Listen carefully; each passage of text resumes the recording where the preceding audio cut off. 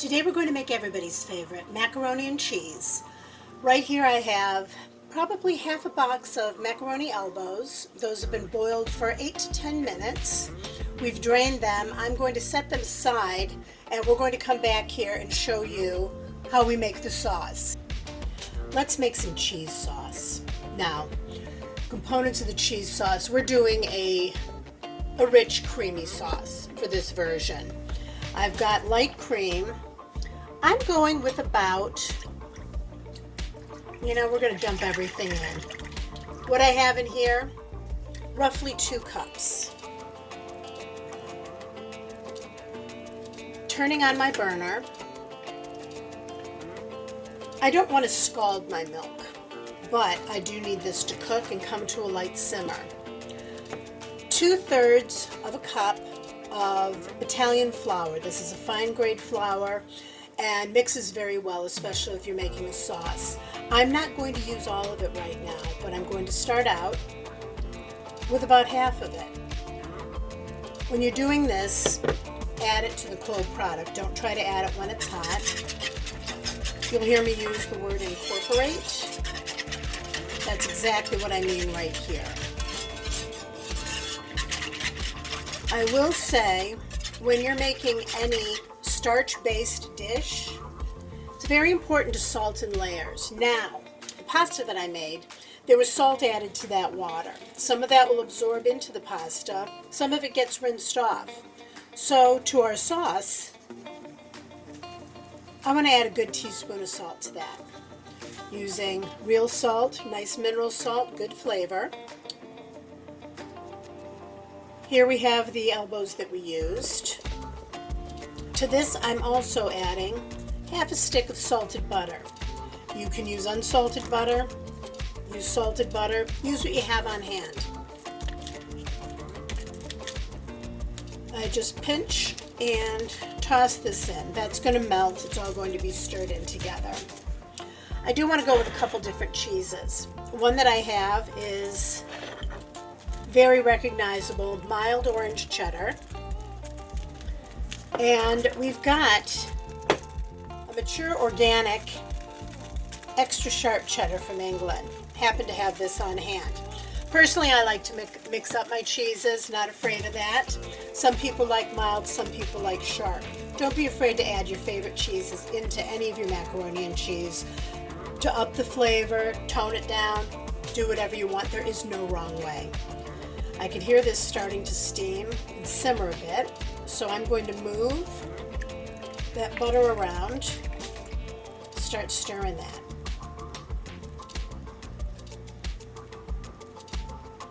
I'm going to be a bit lazy too.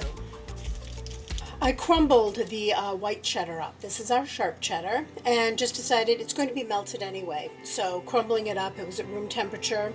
Good way to have cheddar, and I'll be adding that with our mild cheddar. So we've seen that our butter is melted.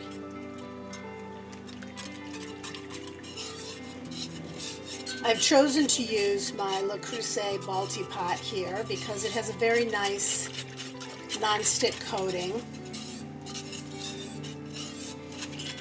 And cleanup is going to be a little bit easier.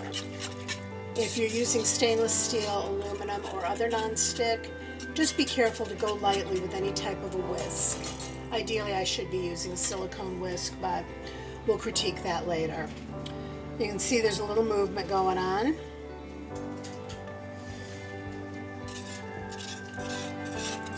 And our cream, our butter, our salt, and our flour are starting to come together. See, ever so thick, you can see the sauce change. That gorgeous, creamy, smooth top to it. And it clings very well to the side of your pan. This is your ultimate comfort food. Making the macaroni and cheese is comforting to me. It's easy to make. The end product is so satisfying, and it tastes good. So, here we go. This is our colorful cheddar. Our mild cheddar going in there.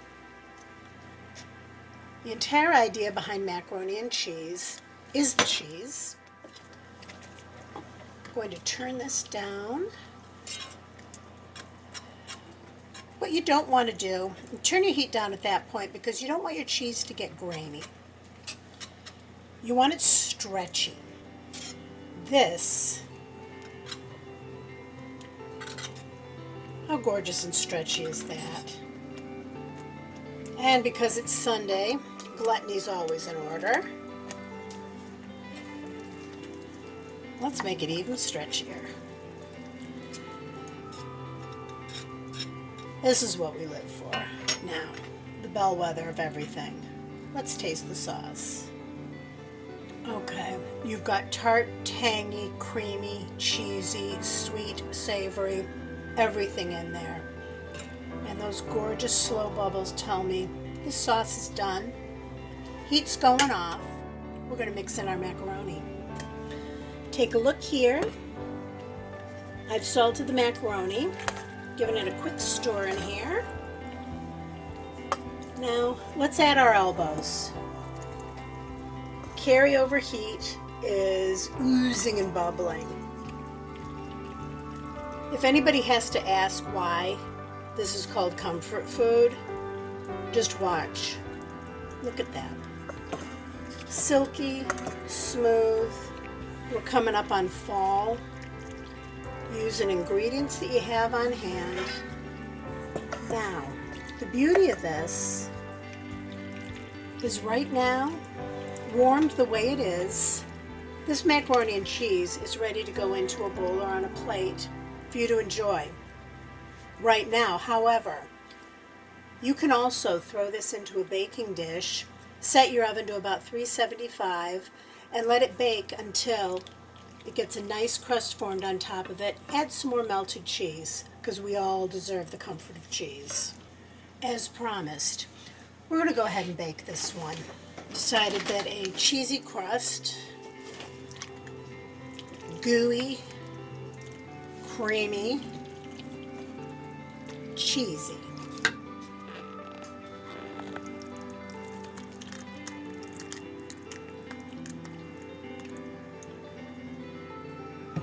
The texture, this is perfect.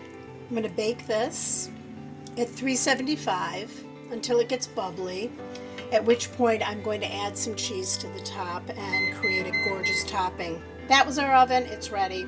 We're doing something a little bit different today. We're showing management. We thought we were management, being the chefs, but apparently we're not. And this is one of the managers right here. See what Milo has? He's got one of his little toys. He has like about 30 of those. This is what we call a strategic planning meeting. So he's looking at it going, should I do anything? No, I think I'd rather just take a nap right now. But a little bit later, I will be chasing this thing down and bringing it back. I even have him to the point, most of the time, he will wait and then drop the little mouse in my hand so that I could get ready to throw it again. He has mice, he has hedgehogs, he has a Mr. Bill. He also will find bottle caps or other weird things, and he'll use those as fetch toys. Now, of course, these are all toys. These are not real. And we're very happy about that. Here we are. Final product. Let's cut into this. You always want to use sort of a sharper spatula. Moment of truth as always. Go up and under. There's your steam. Look at that. Cheesy. Slides right onto the plate like that. Holds together just enough. Add that. Crackly cheese on top. And a simple side. This is steamed broccoli. I like a green vegetable with something like this. The other nice thing is broccoli and cheese love each other. So you've got a perfect match here for your comfort food meal.